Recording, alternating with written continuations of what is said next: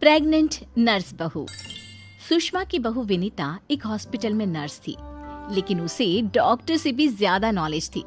Hospital में सब विनीता की तारीफ किया करते थे। सुषमा का बेटा यानी कि अंकित अपनी बीवी विनीता से बहुत प्यार करता था और उसे अपनी पत्नी की काबिलियत पर बहुत भरोसा था। धीरे धीरे वक्त गुजरता गया और शादी के 8 महीने बाद विनीता प्रेग्नेंट हो गई। मैं बहुत खुश हूँ। मेरा इकलौता बेटा है और अब इसका बच्चा इस दुनिया में आएगा। मैं दादी बन जाऊंगी। दादी मैं बता नहीं सकती मुझे कितना अच्छा लग रहा है। आपको खुश देखकर मैं भी बहुत खुश हूँ माँ। देखो बेटा, वैसे तो विनीता नर्स है, उसे अपने बारे में सब कुछ पता है, लेकिन फिर भी ना आजकल बच्चे पैदा करने में बड़ी परेशानी होने लगी है। उसे कहना कि वो अपना अच्छे से ख्याल रखे। अरे माँ, आप है ना, आपके रहते हमें चिंता करने की क्या जरूरत है। मैं तो अपनी बहू का बहुत अच्छे से ख्याल रखने वाली हूँ। उसे अच्छे से खिलाऊंगी पिलाऊंगी, तभी तो मेरा पोता या पोती एकदम हेल्दी पैदा होगा। कुछ दिनों के बाद सुबह के वक्त। अरे विनीता बहू, ये तुम क्या कर रही हो? कुछ भी तो नहीं मम्मी, अपना हेल्थ चेकअप कर रही हूँ। और क्या? लेकिन ये ब्लड प्रेशर की मशीन और ये तुम्हारे हाथ में इंजेक्शन कैसा है? अरे मम्मी जी, मैं अपना ब्लड प्रेशर चेक करके देख रही थी। प्रेग्नेंट होना और ऐसी हालत में ब्लड प्रेशर चेक करना बहुत ज़रूरी होता है।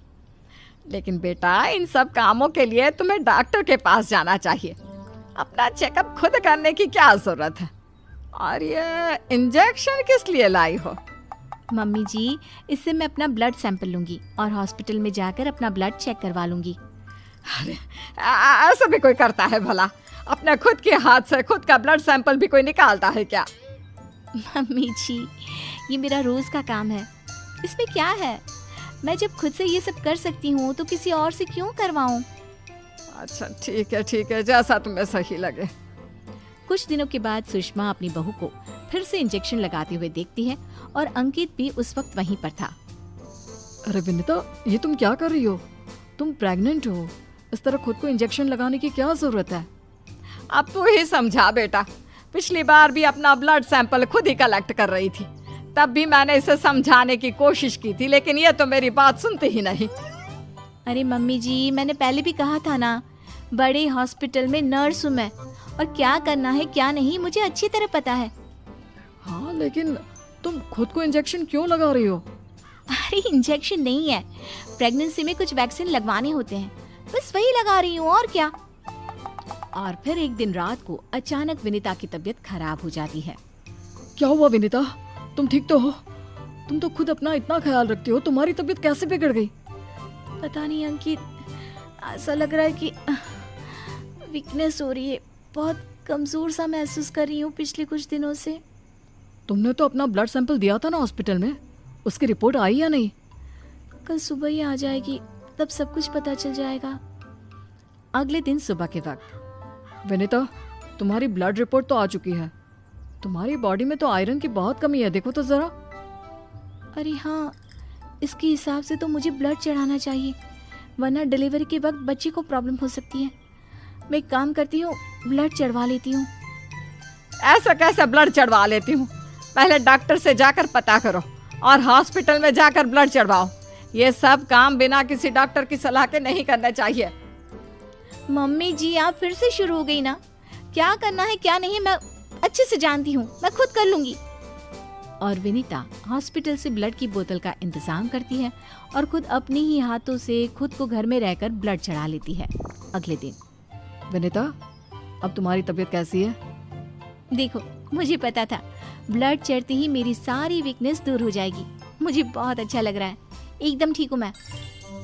कुछ दिनों के बाद विनीता की प्रेगनेंसी का 8वां महीना शुरू हो चुका था और एक दिन सुबह के वक्त विनीता अच्छे से तैयार होकर अपने कमरे से बाहर आती है।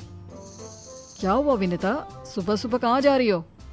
बहुत दिन हो गए हॉस्पिटल नहीं गई, सोच रही हूँ आज ड्यूटी पर चली जाती हूँ। डॉक्टर का भी फोन आया था अभी अभी। लेकिन बेटा, अब तुम्हारा 8वां महीना चल रहा है, ऐसी हालत में तुम्हें घर में आराम करना चाहिए और डिलीवरी करवाने तो बिल्कुल भी नहीं जाना चाहिए। लेकिन क्यों मम्मी जी, डिलीवरी करवाने में क्या प्रॉब्लम है? ये तो मेरा जॉब है। और हॉस्पिटल में दिन रात यही तो करवाती थी। आपने कहा कुछ दिन काम पर मत जाओ, इसलिए नहीं गई। हाँ मम्मी, वैसे विनीता ठीक ही तो कह रही है, उसका रोज का काम है ना ये। तुम आजकल के बच्चे ना कुछ नहीं समझते। अरे तुम्हें वैसा तो सब पता है, लेकिन शायद ये नहीं पता कि इस हालत में अगर तुम डिलीवरी करवाने आई औरतों को देखोगी तो तुम्हारी सेहत पर बुरा असर पड़ेगा। अरे मम्मी, ऐसा भी कुछ होता है क्या? मम्मी जी, किसी और की डिलीवरी करवाने से मेरे ऊपर कैसे फर्क पड़ सकता है? मैं कोई पहली बार थोड़ी ना ये सब करवाने जा रही हूँ।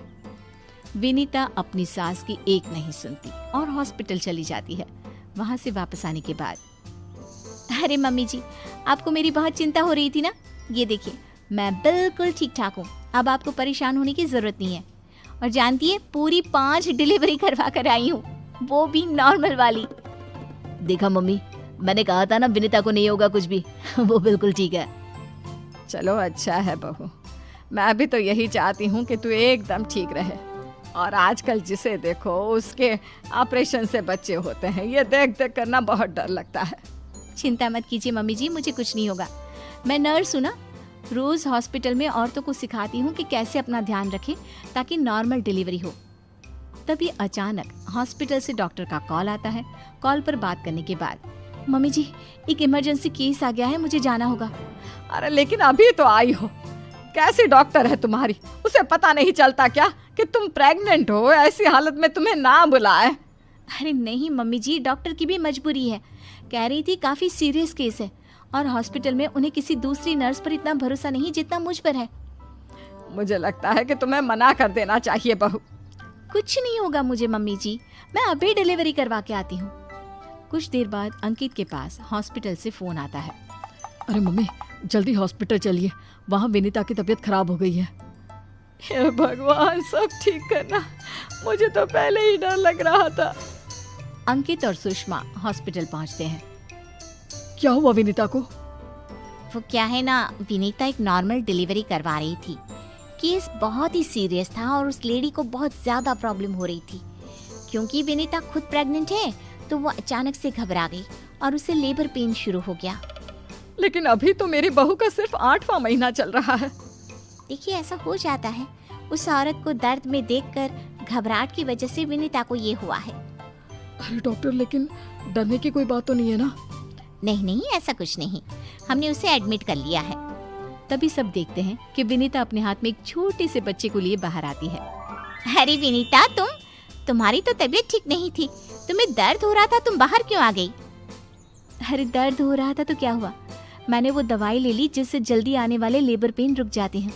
और वैसे भी डॉक्टर, उस औरत को मेरी जरूरत थी, उसकी देखभाल के लिए मुझे ठीक होना ही था। ये देखिए, उसका बच्चा एकदम सही सलामत है।